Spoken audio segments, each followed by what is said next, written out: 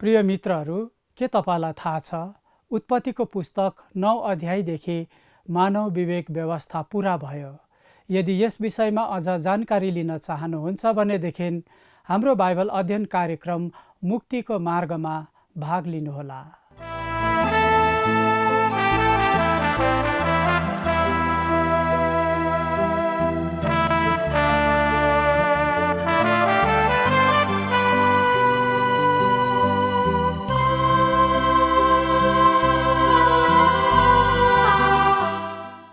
आदरणीय विश्वासी मित्रहरू, जय मसीह। आज हामी उत्पत्तिको पुस्तक 9 अध्यायलाई अध्ययन गर्न गइरहेका छौँ, जहाँ परमेश्वरले नुहसँग बाँध्नु भएको करारको उल्लेख पाउँछौँ। उहाँले यो करार बाँध्दै गर्दाखेरि पृथ्वीका समस्त मानिसहरूसँग बाँध्दै हुनुहुन्थ्यो, तपाईँ अनि मसँग पनि। जलप्रलय समाप्त भएपछि परमेश्वरले नुह र तिनका छोराहरूलाई फल्दै फुल्दै र वृद्धि हुँदै जाने आशिष दिनुभयो, किनकि त्यहाँ नुह र तिनका परिवार मात्र थिए अनि तिनीहरूद्वारा पृथ्वी भरिनु आवश्यक थियो। जे होस्, जलप्रलयपछि नुहले दाखको खेती गर्न लागे। तिनले दाखमद बनाए र त्यो पिए अनि आफ्नो पालभित्र सुते र नाङ्गो भए। तिनको छोरो हामले त्यो देखे र बाहिर गएर दुवै दाजुहरूलाई बताइदिए। तब दुई दाजुहरूले एउटा लुगा लिएर काँधमा हाले र त्यसपछि सर्दै सर्दै पछाडि सर्दै पिताको नग्नता ढाकिदिए। पिताको नग्नता देखेर ढाक्नुको साटो हल्ला फिजाउने नुहको कान्छो छोरो हामको सन्तान कनान श्रापित भयो। तर पिताको लाज ढाकिदिने सेम र यापेतले आशिष पाए।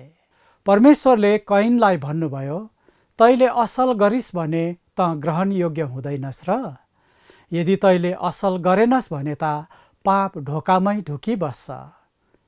मेरो मित्रहरू, आज पनि यही नै सत्य छ।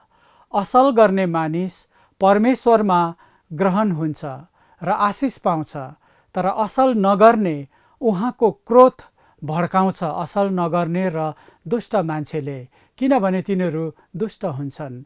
आज धेरै मानिसहरू शैतानको हातमा खेलेर अर्काको नग्नता ढाक्नुको साटो अझ उदाङ्गो पार्दछन्, नग्नता हेर्न रुचाउँदछन् औ आफै र आफ्ना सन्तानहरूलाई पनि श्रापित बनाउँदछन्। हाम्रो पापले हामीलाई मात्र होइन, तर हाम्रा सन्तान दर सन्तानलाई पनि पिराउँदछ। यसर्थ आऊ, अरूको नग्नताको प्रचार गर्नेहरू होइन, तर ढाकिदिनेहरू, पुरिदिनेहरू बनाऊ, असल गर्नेहरू बनाऊ। प्रियहरू, आउनुहोस् आजको अध्ययनमा हामी यही विषयहरूलाई अध्ययन गर्नेछौँ। आजको अध्ययनमा प्रवेश गरौँ। उत्पत्ति 9 अध्यायको 1 पद। त्यसपछि परमेश्वरले नुह र तिनका छोराहरूलाई आशिष दिएर भन्नुभयो, फल्दै फुल्दै वृद्धि हुँदै र पृथ्वीमा भरिँदै जाऊ। यो कुरा टिप्पण गर्नुहोस् कि परमेश्वरले नुहलाई सबभन्दा पहिलो कुरा यो भन्नुहुन्छ, फल्दै फुल्दै वृद्धि हुँदै र पृथ्वीमा भरिँदै जाऊ। त्यहाँ मानव जातिको जनसङ्ख्या वृद्धि हुन आवश्यक परेको थियो। तर यो कुरा याद राख्नुहोस् कि परमेश्वरले यो आज्ञा विशेष परिस्थिति मुनि दिनुभएको थियो। आज हामी जनसङ्ख्या वृद्धिको दिनमा रहेका छौँ अनि अधिक जनसङ्ख्या जहिले पनि खतरनाक कुरा हुन्छ। यो कुरा सर्वविदित छ। त्यसकारण प्रशस्त सन्तान विकास गर्नतिर नलागौँ। तर नुह अद्वितीय अवस्थामा उभिएका थिए। मानिसहरूको नाममा तिनी र तिनका परिवार मात्र पृथ्वीको सत्तामा थिए। त्यसकारण निश्चय नै तिनमा सन्तान विकासको निम्ति आशिषको आवश्यक थियो। अनि आगे पद 2 मा भनिएको छ, पृथ्वीका सबै पंक्षीहरू र जमिनमा घस्रने सबै जन्तुहरू र समुद्रका सबै माछाहरूमा तिमीहरूको डर आतंक हुनेछ। तिमीहरूकै हातमा ती सुम्पिएका छन्। करारको अर्को भाग चाहिँ जानवर जगतमाथि आधिपत्य र मानिसको सुरक्षा थियो। म यो विचार धारणाको सहमत छु कि यो समयभन्दा पहिले सम्बन्ध बेग्लै किसिमको थियो। निश्चय नै मानिस पहिले मासु खाने प्राणी थिएन। हरेक जनावरहरू बसमा बस्ने प्यारा जनावरहरू थिए। कसैले यी जन्तुहरूलाई खान इच्छा गर्दैनथे। यो कुराको याद राख्नुहोस् कि जनावरहरू नुह कहाँ आए जब जल प्रलय नजिकै आउन लागिरहेको थियो। ती जनावरहरूले नुहमाथि भय मानेको कति पनि देखिन्न थियो। यहाँ भनिएको छ पद 2 मा, पृथ्वीका सबै पंक्षीहरू र जमिनमा घस्रने सबै जन्तुहरू र समुद्रका सबै माछाहरूमा तिमीहरूको डर आतंक हुनेछ। तिमीहरूकै हातमा ती सुम्पिएका छन्। यसले अहिले चाहिँ सम्पूर्ण प्राणीहरूमध्ये मानिसको स्वाभाविक अधीनको व्यक्त गर्दछ।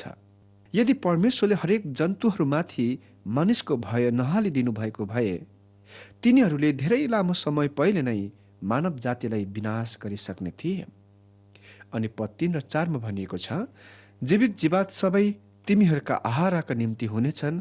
मैले हरिया वनस्पति तिमीहरूलाई दिए झैँ सबै थोक म तिमीहरूलाई दिन्छु, तर मासु त्यसको प्राण समेत अर्थात् रगत समेत नखाऊ। अहिले परमेश्वर आहारको लागि नयाँ खाद्य सामग्री दिनुहुन्छ। जल प्रलय हुनुभन्दा पहिले परमेश्वरले मानिसलाई बोट बिरुवा पौधा दिनुभएको थियो, तर अहिले उहाँ नुहलाई भन्नुहुन्छ कि तिनी मासु पनि आहारको निम्ति खान सक्छन्। अहिले मानिसको भोजन वा आहारमा मासु पनि आएको छ। मित्र, हामीले पद 1 देखि 4 सम्म परमेश्वरको नुहलाई केही निर्देशनहरू देख्छौँ। पहिलो हो, फल्दै फुल्दै वृद्धि हुँदै र पृथ्वीमा भरिँदै जाऊ, जस्तो कि उहाँले आदमलाई उत्पत्ति 1 अध्यायको 28 पदमा भन्नुभएको थियो। अनि दोस्रो, उत्पत्ति 1 अध्यायको 26 पद र 28 पद अनुसार आदमले जस्तै हरेक जनावरहरूमाथि उसले अधिपत्य गर्नुपर्ने थियो। अनि तेस्रो, उसलाई अहिले नयाँ आहार खान दिइएको थियो, मासु खान। तर त्यहाँ एउटा परहेज छ, त्यो चाहिँ त्यसको रगत नखानु, किनकि रगतमा प्राण हुन्छ। यो चाहिँ उहाँ मात्र जीवनदाता हुनुहुन्छ भन्ने प्रमाणित गर्नलाई उहाँले रगत चाहिँ नखानलाई मनाही गर्नु भएको थियो। अनि आगे पद 5 र 6 मा भनिएको छ, तिमीहरूको रगत अर्थात् प्राणको रगतको निम्ति म निश्चय लेखा लिनेछु। हरेक पशु र मानिसहरूदेखि र हरेक मानिसका दाजुभाइदेखि पनि म मानिसको प्राणको साटो लिनेछु। जसले मानिसको रक्तपात गर्छ, मानिसबाटै त्यसको रक्तपात हुनेछ, किनभने परमेश्वरले मानिसलाई आफ्नै स्वरूपमा बनाउनु भएको हो। नुहको नयाँ आरम्भसँग करार आयो। अहिले मानिसको लागि बाध्यताहरूसँग करार पाउन आवश्यक थियो र परमेश्वरबाट प्रतिज्ञा पाउन आवश्यक थियो, किनभने जल प्रलयद्वारा प्रशस्त जीवनहरू नाश भएकोले गर्दा मानिसहरूले यो सोच्न आरम्भ गर्न सक्थे कि परमेश्वरले जीवनलाई सस्तो साधारण कुरा सम्झनुहुन्छ र अरूको ज्यान लिने काम पनि साधारण चान्चुने कुरा मात्र रहेछ भनी सोच्न थाल्थे। यस करारले यो कुरा देखाउँछ कि जीवन अति नै पवित्र छ र मानिसले मानिसलाई मार्ने कुरा बिल्कुलै अनुचित कुरा हो, किनकि मानिसलाई परमेश्वरको स्वरूपमा बनाइएको छ। तब सारमा यो करार स्वभावको स्थिरताको निश्चित गर्न स्थापित गरिएको थियो। यसले विश्वको कानुन र व्यवस्थालाई ग्यारेन्टी दिन सहायता गर्यो। साथै मानिसले यो पनि सिक्ने थिए कि मानव व्यवस्था जीवनको स्थिरताको लागि आवश्यक थियो र दुष्ट भ्रष्टता र पाप अधर्महरू त्यस बिना सजाय बेगर छोडिन हुँदैन, जस्तो कि अगाडिका दिनमा हुने गर्थ्यो। यसरी मानव सरकार पृथ्वीमा ल्याइएको थियो। 9 अध्यायको पद 7 मा, संख्यामा तिमीहरूको वृद्धि होस् र तिमीहरू फल्दै फुल्दै जाऊ, पृथ्वीमा प्रशस्तसँग तिमीहरूका बालकहरू जन्मन् र संख्यामा तिनीहरूको वृद्धि हुँदै जाओस्। यो उही परमेश्वरको निर्देशनहरू हुन् जुन पद 1 मा उहाँले पहिले नै दिइसक्नु भएको छ। अनि आगे पद 8 र 9 मा भनिएको छ, अनि परमेश्वरले नुह र तिनका छोराहरूलाई यसो भन्नुभयो, तिमीहरूसित र तिमीहरूका भावी सन्तानहरूसित। यसमा चाहिँ सम्पूर्ण मानव जाति समावेश भएको छ। पद 10 मा भनिएको छ, र जहाजबाट तिमीहरूसित निस्केर आएका सबै जीवित प्राणीहरू अर्थात् पंक्षीहरू, पाल्तु पशुहरू र तिमीहरूसित भएका पृथ्वीका सबै जीव जन्तुहरूसित म मेरो करार स्थापित गर्दछु। सम्पूर्ण परमेश्वरका सृष्टिका प्राणीहरू यस करारमा समावेश भएका छन्। यसायाले अगमबाडी कहन्छन् कि कुनै दिन सिंह र थुमा मिलेर एकैसाथ सुत्नेछन् र तिनीहरूका आपसमा कुनै समस्या हुने छैन। पावलले आफ्नो रोमीको पत्रीमा यो कुराको उल्लेख गर्छन्। यस वर्तमान दिनमा सम्पूर्ण सृष्टि पनि साथसाथै पीडाले सुस्केर हाल्दै प्रसव वेदनामा अहिलेसम्म परेको छ। म तपाईँलाई यो भनौँ, यो करार परमेश्वरले नूसँग बनाउनु भयो अनि साथै यो कुरा उहाँका सबै सृष्टिहरूको निम्ति पनि हो। तबसम्म यो जबसम्म उहाँको राज्य पृथ्वीमा आउँदैन। यो सबै नूका सन्ततिहरूको लागि हो अनि तिनीसँग भएको सबै प्राणीहरूको लागि। अनि पद 11 मा भनिएको छ, म तिमीहरूसित मेरो यो करार स्थापित गर्दछु कि कुनै प्राणी फेरि प्रलयको पानीले नष्ट हुने छैन औ पृथ्वीलाई सर्वनाश गर्न फेरि कहिले जल प्रलय हुने छैन। यो परमेश्वरको प्रतिज्ञा हो। उहाँको उद्देश्य यो हो कि उहाँ फेरि पृथ्वीलाई जल प्रलयले नष्ट गर्नुहुने छैन। अर्को पल्ट पृथ्वीलाई उहाँको दण्ड चाहिँ आगोद्वारा हो। हामी यो कुरा दोस्रो पत्रुस 3 अध्यायमा उल्लेख भएको देख्छौँ। अरू बाँकी केही निम्न पदहरूमा करारको सदृश्य चिन्ह वा सङ्केत परमेश्वरले स्पष्ट गरिदिनुहुन्छ। पद 12 र 13 मा भनिएको छ, औ परमेश्वरले भन्नुभयो, जुन करार मेरो र तिमीहरूका साथमा भएका सबै जीवित प्राणीहरूको बीचमा पुस्तौँसम्मको निम्ति म ठहराउँदैछु, त्यसको चिन्ह यही हुन्छ। म बादलमा मेरो धनु राख्दछु औ मेरो र पृथ्वीको बीचमा त्यो एउटा करारको चिन्ह हुनेछ। मेषधनुष वा इन्द्रेणी चाहिँ करारको एक चिन्ह थियो। पद 14 देखि 16 सम्म पढिदिन्छु। जब म पृथ्वीमा बादल फिजाउँछु तब बादलमा धनु देखा पर्दछ र आफ्नो करारलाई सम्झनेछु र मेरो र तिमीहरू र हरेक किसिमका जीवित प्राणीको बीचमा रहेको छ र पानीले फेरि कहिले सबै प्राणीहरूलाई नाश गर्ने प्रलय ल्याउने छैन।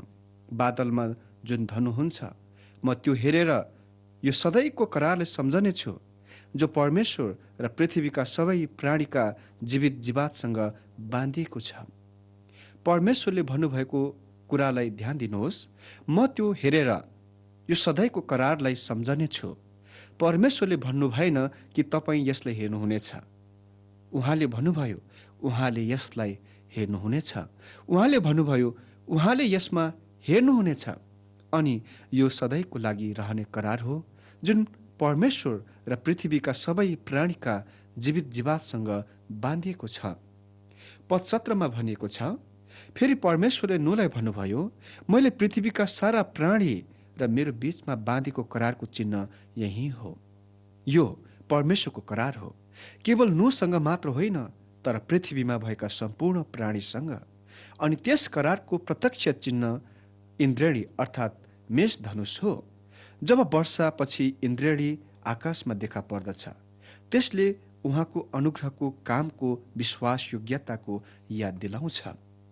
यसपछि बाँकी पदहरूमा हामी नू र तिनका छोराहरूका पाप देख्छौँ, जुन एक अति नै निरुत्साहित कुरा हो। देख्नलाई प्रश्न उठ्न सक्छ, जब जल प्रलयपछि सबै प्राणीहरू मरे र जहाजमा भएका सज्जन नू र परिवार मात्र बाँची निस्किआए कि यसको मतलब पृथ्वीमा कति पनि पाप थिएन र? वास्तविकता के रहेछ हेरौँ। पद 18 मा भनिएको छ, जहाजबाट बाहिर निस्किआएका नूका छोराहरू सेम, हाम र यपेत हुन्। हाम चाहिँ कनानका पिता थिए। किन हामको छोरा कनानको यहाँ उल्लेख गरिएको छ? किन? एक कारण हामी केही समयपछि पाउँछौँ।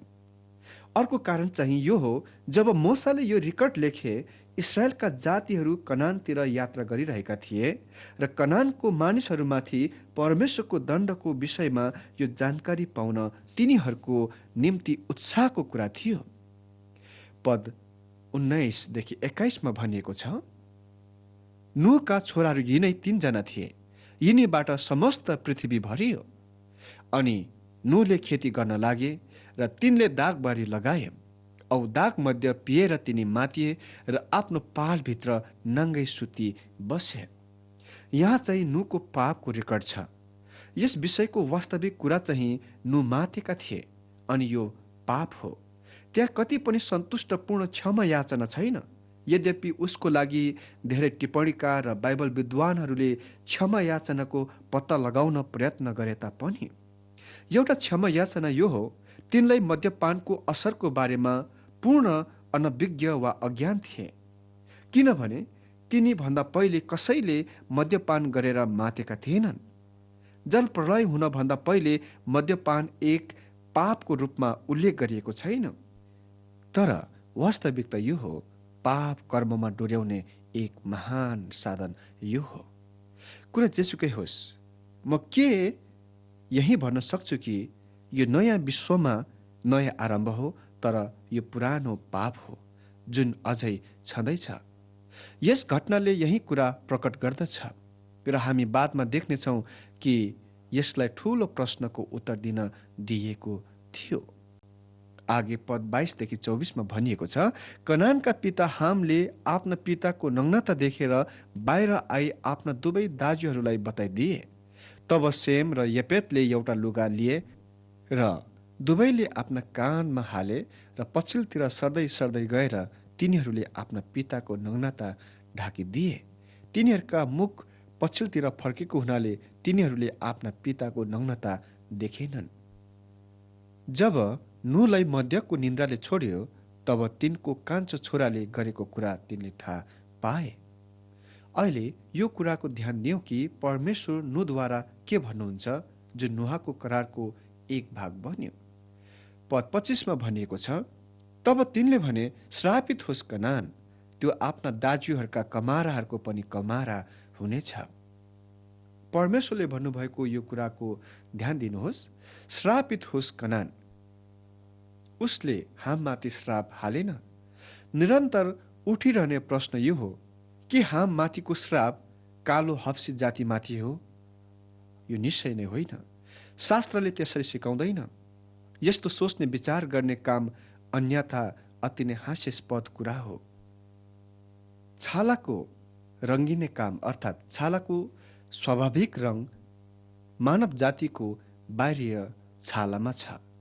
त्यो बाहिरबाट सूर्यको तापले जलेको कारणले हो, भित्रीबाटै पापको कारणले होइन। हाममाथि श्राप छोडिएको छैन। श्राप चाहिँ तिनको छोरा कनानमाथि छोडिएको छ। हामीलाई थाहा छैन कि यस घटनामा के कुरामा तिनी संलग्न थिए। हामीलाई यहाँ खाली शून्य रेकर्ड मात्र दिएको छ, तर हामी यो कुरा बुझ्छौँ कि कनान खास उद्देश्यको लागि उल्लेख गरिएको छ। फेरि म यो भन्न चाहन्छु कि यस श्रापले रङसँग गर्नुपर्ने सम्बन्धित कुरा केही छैन, जस्तो कि कोही पश्चिमी देशका बाइबल शिक्षकहरू सिकाउने गर्छन्। यो रङको श्राप होइन जुन मानव जातिमा पहिराएको छ। यस्तो खालको शिक्षा कालो वर्गका मानिसहरूको निम्ति भनिएको अति नै निराशाको निरुत्साहको कुरा भएको छ। यो कुरा कालो हप्सीहरूको निम्ति प्रिय कुरा होइन र यो परमेश्वरको दृश्यमा पनि प्रिय कुरा होइन, किनभने उहाँले यो भन्नु भएन। भन्नु नै पर्ने हो भने पहिले दुई महान सभ्यताहरू हामेटिक वा हेमबाटको सभ्यता थिए, अर्थात् दुवै बाबिलोनियन र मिश्रको सभ्यताहरू हेमेटिक थिए वा हामबाटको थियो।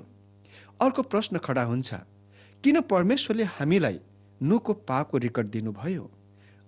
यदि कुनै मानिसले उत्पत्तिको पुस्तक लेखेका भए उसले दुई कुरा मध्ये एउटा गर्ने थिए। तिनले या त नुलाई हिरो बनाउनको लागि उसको पापलाई कति पनि उल्लेख नगरी त्यसलाई छोपछाप गर्ने थिए, या तिनले नुको पापलाई अझ धेरै बढाइ चढाइ गरेर ठुलो पापको मामला पारिदिन्थे। तर परमेश्वरले यो आफ्नै उद्देश्यको लागि रेकर्ड गर्नुभयो। सर्वप्रथममा मैले पहिले नै भनिसकेको छु कि मूसाको समयमा कनानको मुलुकमा प्रवेश गर्ने कुरामा इस्राएलका सन्तानहरूलाई उत्साह दिनलाई थियो। यसले तिनीहरूलाई यो कुराको जानकारी दियो कि परमेश्वरले कनानमाथि श्रापको घोषणा गरिसक्नु भएको छ। उहाँले यस जातिमाथि आफ्नो दण्डको घोषणा गर्नुभएको थियो। तपाईँले यो कुराको निश्चय हुनको लागि गर्नुपर्ने कुरा बाँकी पुराना नियम र अन्य लौकिक इतिहास पढ्नुहोस्। यो दण्डको परिपूर्णता भएको कुराको तपाईँ पत्ता लगाउनु हुनेछ। कनानीहरू पूर्ण रूपमा लोप भइसकेका छन् अनि यहाँ नुहको पापको घटनालाई रेकर्ड गर्ने कुरामा परमेश्वरको अर्को उद्देश्य छ। रोमी 15 अध्यायको 4 पदमा यी वचनहरू हामी पढ्छौँ, किनकि जति कुरा अघि लेखिए ती सबै हाम्रो शिक्षाको निम्ति हो, कि धीरज र धर्मशास्त्रको शान्तिद्वारा हामीलाई आज्ञा होस्। यो यहाँ रेकर्ड यस कारणले गरियो ताकि तपाईँ र म शरीरका कमजोरीको बारेमा केही थाहा पाउन सकौँ। प्रभु येशूले भन्नुभयो, आत्मा त इच्छा गर्छ तर शरीर कमजोर छ भनिएको छ। गलाती 2 अध्यायको 16 पदमा व्यवस्थाको कामबाट मानिस धर्मी ठहरिन सक्दैन। त्यसकारण परमेश्वरले हामीलाई पापमा गिरेको व्यक्तिको कथा दिनुभयो, यो सत्यताको प्रकट गर्नलाई कि शरीर कमजोर छ। बाइबलले भन्छ, कसैले मसँग पाप गरेको छैन भन्छ भने हामी आफैलाई झुट्टा तुल्याउँछौँ र उहाँको वचन हामीमा रहँदैन। तर चाखलाग्दो कुरा चाहिँ परमेश्वर यसबाट हामीलाई विजय दिन सहायता गर्न सक्नुहुन्छ यदि हामी पूर्ण रूपमा दीनता र नम्रतामा टुटेको हृदय लिएर आफैलाई उहाँका पूर्ण रूपमा सुम्पिदिन्छौँ भने। अनि आगे पद 26 र 27 मा भनिएको छ, तिनले यसो पनि भने, सेमका परम प्रभु धन्यका हुन्, कनान त्यसको दास होस्। परमेश्वरले येपेतको वृद्धि गरून् र त्यसले सेमको पालामा बास गरोस् औ कनान चाहिँ त्यसको कमारा होस्। मैले पहिले नै यो कुराको उल्लेख गरिसकेको छु कि जब मोसालाई यो परमेश्वरबाट प्रकाश दिइयो, तिनले इस्राएलका जातिलाई कनानको मुलुकमा डोर्याइरहेका थिए। इस्राएलीहरू चाहिँ सेमका वंशहरू थिए। यसपछि अन्त्यमा हामी देख्छौँ पद 28 र 29 मा, जल प्रलयपछि नुह 350 वर्षसम्म बाँचिरहे। नुहको जम्मा उमेर 950 वर्ष भयो अनि तिनी मरे। यहाँ अन्त्यमा नुहको जीवनको अन्त भएको घटना देख्छौँ। मित्र, हामी पनि एक दिन नुह जस्तै यस संसारबाट छोडेर जानुपर्छ यदि परमेश्वर त्यति बेलासम्म लिनलाई आउनु भएन भने।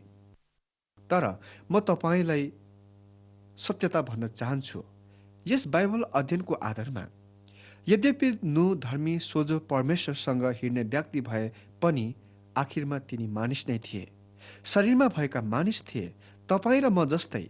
त्यसकारण उसको जीवनमा पनि केही यस्ता पाप कर्म भए। तपाईँ र मेरो जीवनको अवस्था पनि त्यस्तै छ। यो वास्तवमा तपाईँ र मेरो जीवनको तस्बिर हो। यद्यपि तपाईँ र म कति धार्मिक आत्मिक विश्वासी व्यक्ति भए पनि अझै तपाईँ र म शरीरमै छौँ। तपाईँ र म कुनै न कुनै क्षेत्रमा गिर्न सक्छौँ, किनकि हाम्रो आत्माले उद्धार पाए तापनि हामीभित्र दुई स्वभावहरू त्यस्तै छन्। हामीले ख्रिस्टलाई व्यक्तिगत उद्धारकर्ता मानेको क्षणमै हामीबाट त्यो पुरानो स्वभाव, पापी स्वभाव हटि जाँदैन।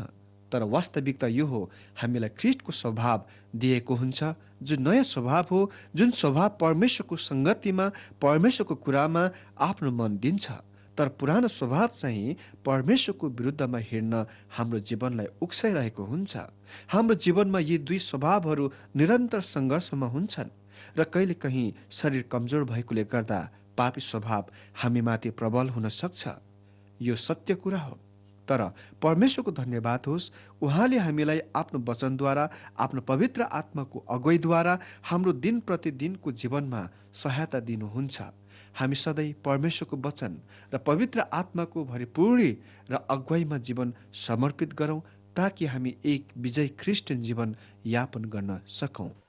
मेरा प्यारा प्यारा विश्वासी मित्रहरू, अहिलेसम्म धैर्यसाथ बाइबल अध्ययनमा हामीसँग रहनुभएको लागि तपाईँलाई धेरै धेरै धन्यवाद छ। उत्पत्ति 9 अध्यायको अध्ययनबाट हामीले थाहा पायौँ कि नुहको समयदेखि मानव विशेष व्यवस्था पुरा भयो र परमेश्वरले मानिसलाई सरकारी व्यवस्थामा हाल्नुभयो, अर्थात् मानिसले आफैलाई शासन गर्नुपर्ने समय दिनुभयो। यसर्थ उहाँले नुहसँग करार बाँध्नुभयो। सृष्टिका सम्पूर्ण प्राणीहरू नुहसँग बाँधिएको करारमा समावेश छन्। हो, तपाईँ र म पनि। यसर्थ आज अध्ययन गरिएको वचनलाई गम्भीरता साथ लियौँ अनि वचनको प्रकाशमा जिउने प्रयास गरिरहौँ, किनभने हामीले आफूलाई जति नै विश्वासी ठाने पनि आखिर हामी मानिस मात्र हौँ, एक कमजोर स्वभाव भएको मानिस। नुह जस्तो धर्मी मानिस त पापको सेवनले गर्दा नाङ्गो भए भने हामी पनि लड्न सक्छौँ। अरूको नग्नताको विज्ञापन गर्ने होइन, तर त्यस्ता अवस्था देखिएको खण्डमा ढाकिदिनेहरू, छोपिदिनेहरू हुन सकौँ। यो प्रवृत्ति राखौँ, नत्र आफू र आफ्ना सन्तानको निम्ति हामी श्रापको मुहान बन्नेछौँ।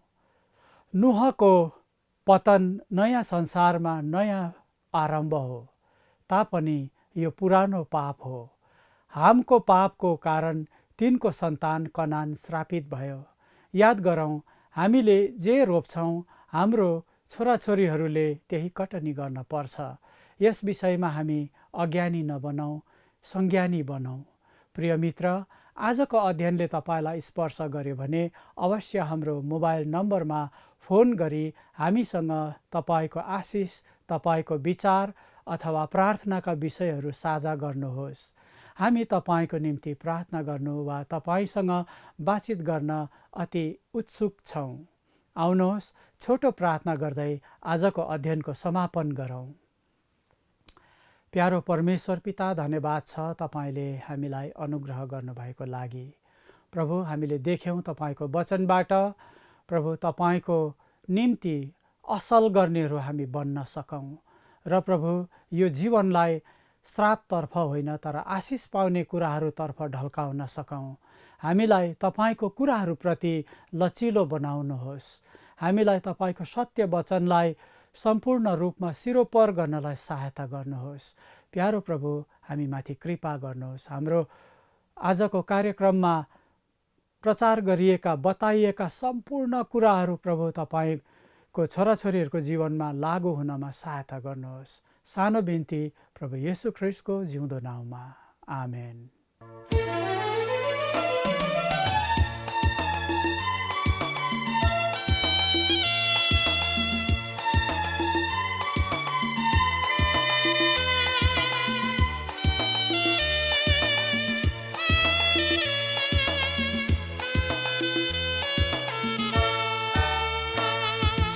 यो मुटु निर्जीव पत्थर जस्तै, हाँसो खुसीको घटी भए जस्तै, सूर्यले ताप दिन छोडे जस्तो लाग्छ, जुनले किरण दिन छोडे जस्तो लाग्छ, तपाईं बिनाको यो जीवन शून्य शून्य छ, तपाईं बिनाको यो जीवन शून्य शून्य छ। सजीव यो मुटु निर्जीव पत्थर जस्तै,